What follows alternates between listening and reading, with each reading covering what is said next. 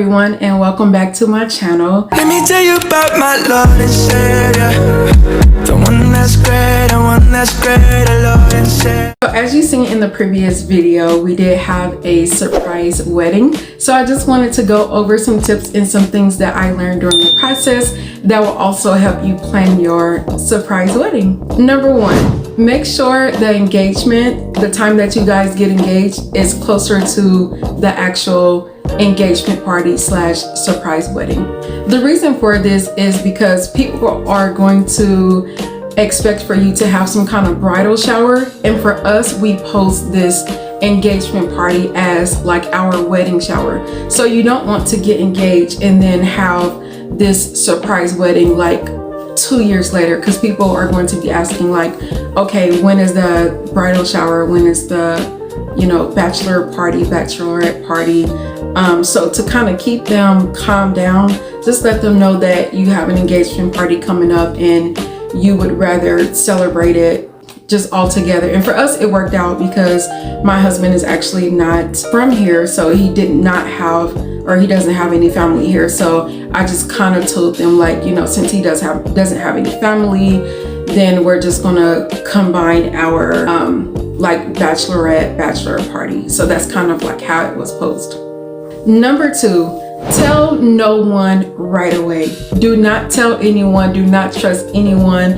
Do not trust your mom. Do not trust your dad. They're going to be too excited and they're going to end up saying wedding and, oh, I'm excited for this wedding and da da da. Tell no one. Tell no one. Trust me, tell no one. With that said, it's going to be lonely because you are going to be excited because you know that you are planning a surprise wedding and you're doing all the things and buying all the things, and you won't be able to share it with anyone and say, oh, look at this, I've done this and I bought this for the wedding, because no one should know at this point. But I will say, if you are just itching to tell someone, tell a stranger. I actually told one of my co-workers who don't live here in the same city and she doesn't know any of my family or anything. I told her that I was planning this surprise wedding, so I got to share some things with her and got to share like my excitement. So yeah, just keep in mind it's going to be kind of a lonely ride for a little bit. Number three, when it comes to picking a venue, do not pick anything too grand, because if you pick like something that's like, I don't know, $20,000 and that's just so grand, well, remember, you are posing this as your engagement party.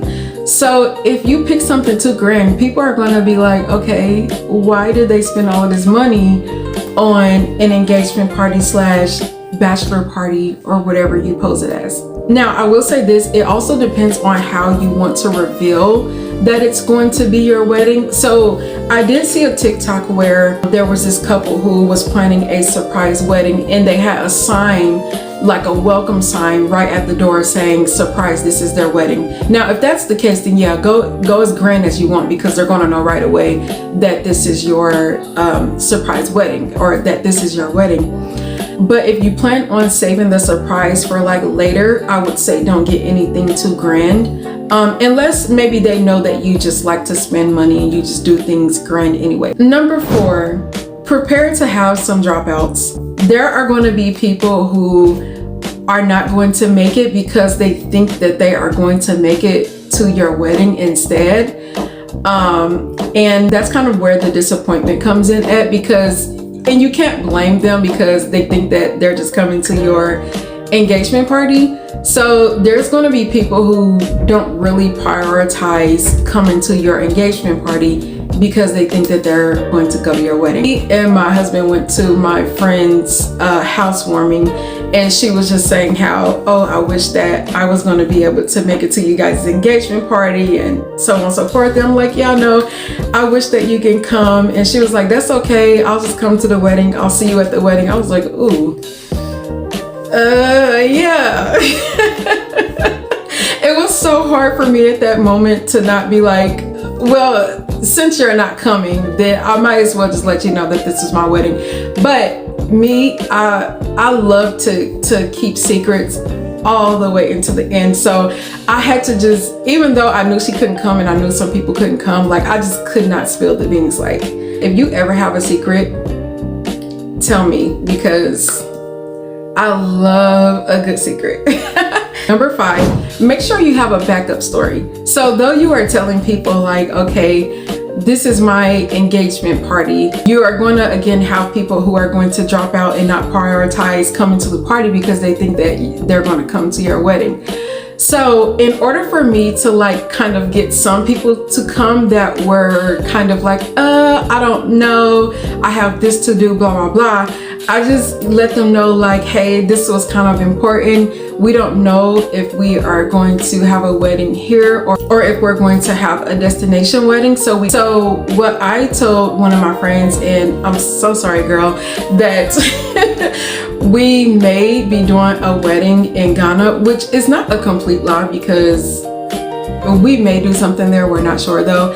But I had to I feel like otherwise, like she was going to be mad at me if I didn't like pull her to come, and then she'll end up missing my wedding. So I had to just be like, this is kind of important. I really wanted to get everyone together, you know, because we don't know what we're going to do like as far as the wedding. I feel like that's a really good backup plan, is to tell people that you may just elope later, or you may have a destination wedding, because who's paying whatever they have to pay to go to Brazil or whatever extravagant place you choose to say that you're having your wedding? Like, nobody's coming, let's be honest. Number 6, I know I said do not tell anyone, but do not tell anyone immediately. There's going to come a time where you have to tell someone, because you are going to have help with planning and so on and so forth. So my sister was the coordinator, so I had to tell her. I think I told her about like 2 months prior to the actual wedding.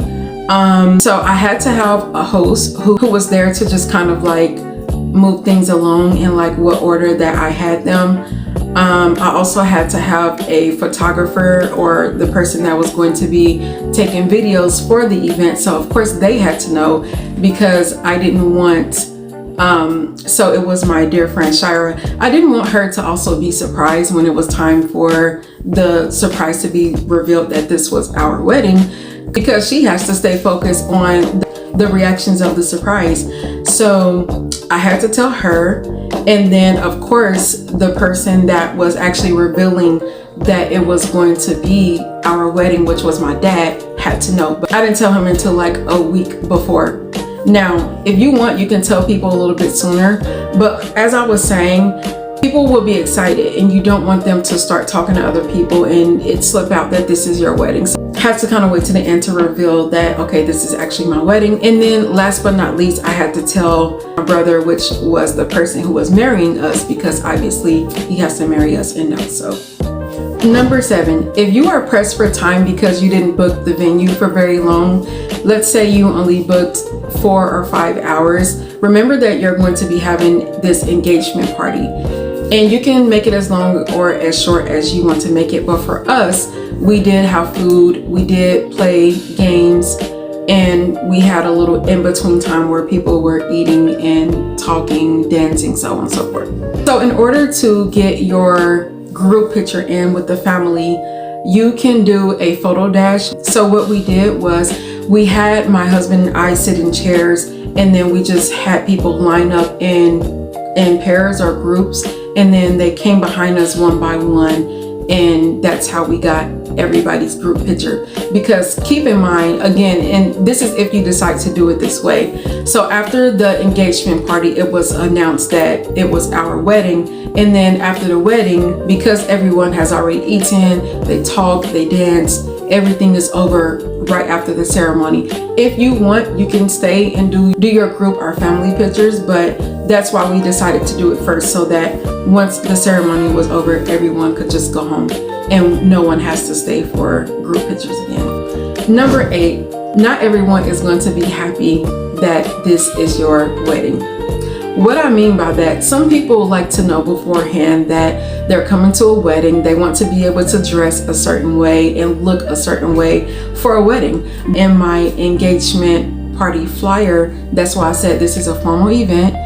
Dress nice, dress in all white, so they can know, you know, whether it's an engagement party or a wedding, come dressed nice. I didn't particularly see anyone being unhappy in the video, but I can only imagine what some people might have been thinking, like, why would she do this? Again, I don't know, I'm just speculating, but just be prepared for not everyone to be happy that they are now in a surprise wedding. Now, I will say I did expect more excitement, but I don't think anyone was necessarily like mad.